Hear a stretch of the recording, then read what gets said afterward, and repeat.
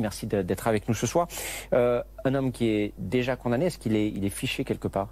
Oui, il est fiché au fichier des auteurs d'infractions sexuelles. Qu'est-ce que ça nous dit? Qu'est-ce que ça apporte à ce type d'enquête? Alors, c'est un fichier qui existe depuis une quinzaine d'années et qui a pour objet de localiser les délinquants sexuels et les criminels sexuels. L'idée est que toute personne qui est fichée, qui est recensée, doit donner son adresse une fois par an ou parfois 2 fois par an ou parfois tous les mois afin d'être localisé en cas d'agression sexuelle dans la région. Cet homme, donc on sait beaucoup de choses de lui parce qu'il a été déjà condamné. Qu'est-ce que ça nous dit en matière de récidive?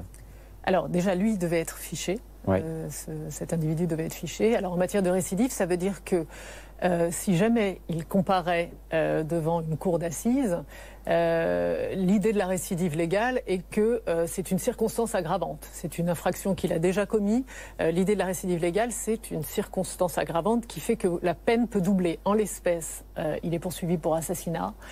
Il encourt la perpétuité. On ne double pas les peines en France, contrairement aux États-Unis où on les cumule.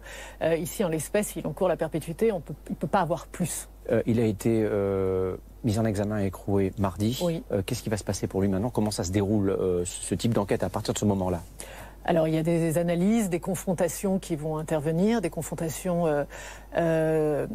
avec son entourage. Je crois qu'il s'est très peu exprimé. En tout cas, il ne s'est pas exprimé en garde à vue devant le juge d'instruction. Je ne sais pas.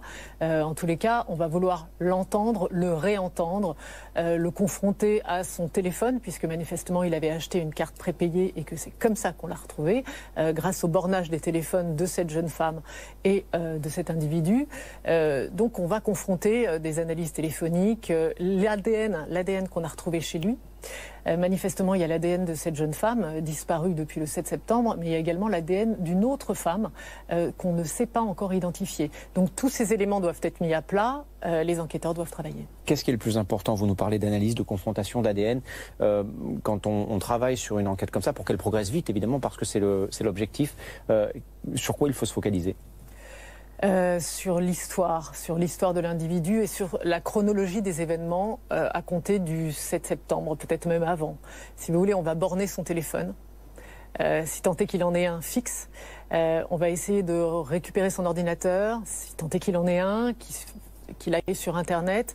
Me semble-t-il, ce monsieur était un habitué des annonces immobilières pour essayer de rencontrer des jeunes filles, puisqu'il y a 2 filles dans le dossier qui ont témoigné en disant qu'elles ne s'étaient finalement pas rendues à l'adresse indiquée. Donc tous ces éléments, si vous voulez, vont être étudiés. Isabelle Steyer, l'avocate d'une victime de Jean-Marc Reiser, qui est l'homme dont on parle, en 2001, était sur ce plateau tout à l'heure. On parlait avec elle de son mode opératoire. Est-ce que ce type de personne a tendance à reproduire les mêmes modes opératoires, même après, en l'occurrence, 15 ans de prison? Est-ce que ce type de criminel recommence à agir comme il l'avait fait précédemment?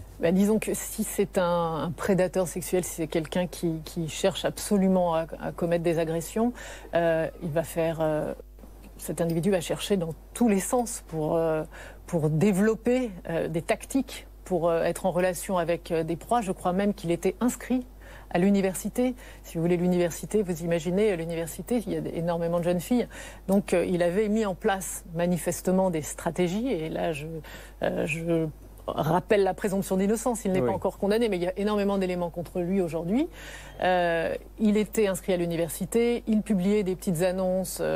Et manifestement, celle-ci a fonctionné à la fin, malheureusement. Voilà, il mettait en place des stratégies, peut-être d'autres, pour l'instant, qui ne sont pas encore établies. Merci Delphine Meillet d'être venue nous expliquer tout ça ce soir sur ce plateau.